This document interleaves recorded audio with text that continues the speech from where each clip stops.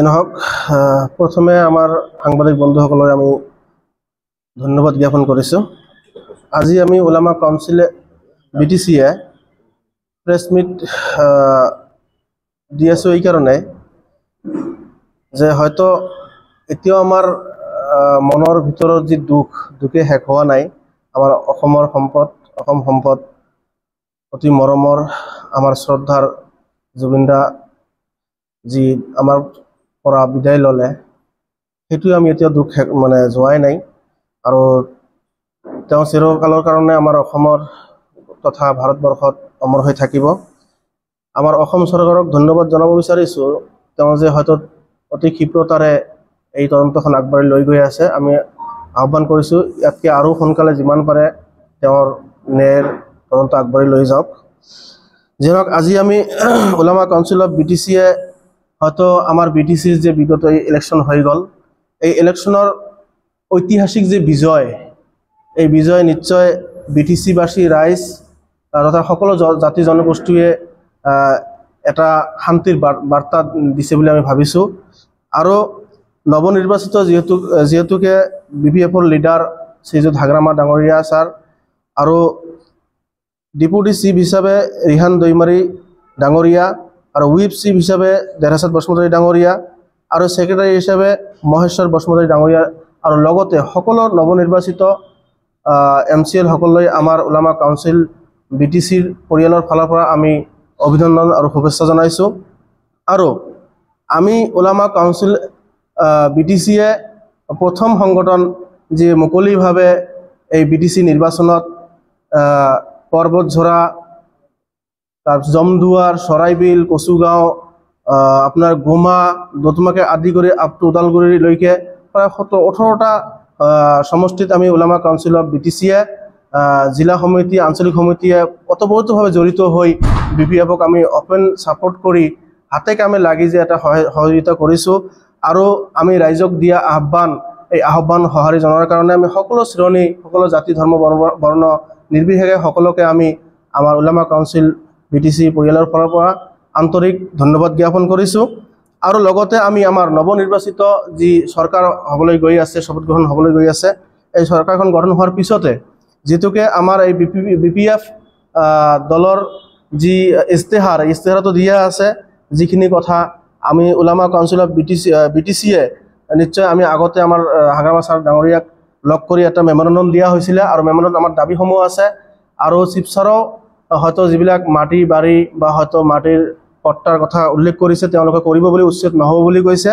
আমি হয়তো ওলামা কাউন্সিল অফ বিটিচিয়ে আমি আশাবাদী আৰু আহ্বানো কৰিছোঁ এই নৱনিৰ্বাচিত চৰকাৰখনে যাতে অতি সোনকালে যিমান পাৰে এই ৰাইজে যে শিল দল ভাঙি একত্ৰিত হৈ যে BPFক ইমানখিনি ঐতিহাসিক জয় কৰালে, এই জয়ৰ হোৱাৰ পিছত জানি এই আমাৰ চৰকাৰখনে যাতে ৰাইজৰ কামবিলাক কৰে। আৰু খাস কৰি আমাৰ ধৰ্মীয় সংখ্যালঘু ৰাইজৰ যি ভিতৰৰ যে আৱেগ, এই আৱেগক লৈ যাতে কোনো হেতালি নকৰে, যাতে নিশ্চয় কাম কৰিব বুলি আমি আশা কৰিছোঁ আৰু দাবী উত্থাপন কৰিছোঁ।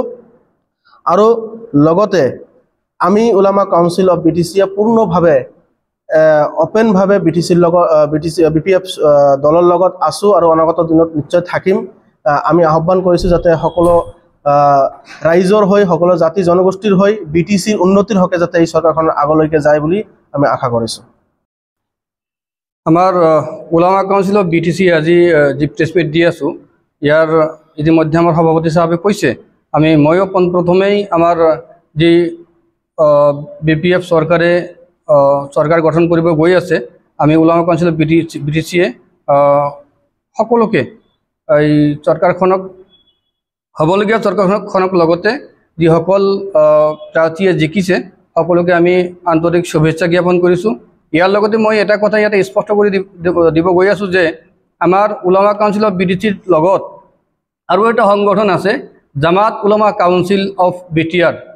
তেওঁলোকে UPPৰ লগত ভাতৃ সংগঠনৰ নিচিনা কাম কৰিছিল আৰু মানুহৰ মাজত, ৰাইজৰ আগত যি ভুৱা অপপ্ৰচাৰ চলাইছিল তেওঁলোকে, আৰু সেই সংগঠনৰ যিজন মুৰব্বী জাকিৰ হুছেইন নে জাকিৰ আলী নাম নেকি, তেখেত বাহিৰৰ পৰা আহি, বিটিচিৰ বাহিৰৰ পৰা আহি আমাৰ ইয়াত যি অপপ্ৰচাৰ চলাই আছিল, আমাৰ বিটিচিৰ ৰাইজে তেখেতৰ কথাক যে আওকাণ কৰিছে তেখেতসকলে যে ভুৱা প্ৰচাৰ কৰি আছে সেয়া গম পাই যে তেখেতসকলক প্ৰত্যাখ্যান কৰিছে।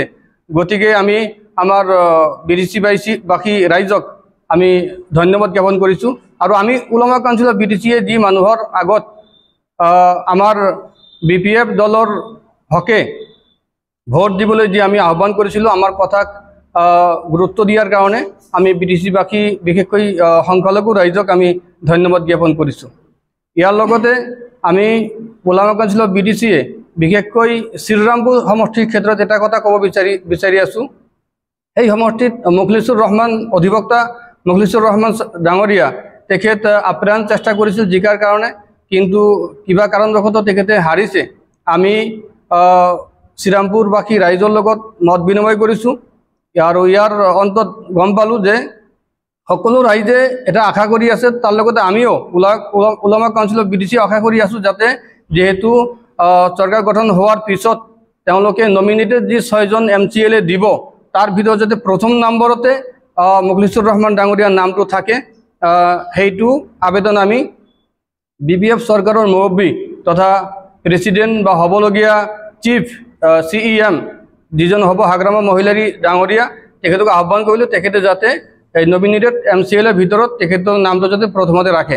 ইয়াৰ পিছত আমাৰ যি 4খন সমষ্টিৰ পৰা আমাৰ সংখ্যালঘু প্ৰাৰ্থী জিকিছে, গুমা সমষ্টিৰ পৰা ইমতাজ আলী ডাঙৰীয়া, আমাৰ ফগিৰাগাম সমষ্টিৰ পৰা এজামুল হক ডাঙৰীয়া, থুৰিবাৰী সমষ্টিৰ পৰা খলিলুৰ ৰহমান ডাঙৰীয়া আৰু মথনগুৰি সমষ্টিৰ পৰা বেগম আখতাৰ আহমেদ ডাঙৰীয়ানী, এই 4জন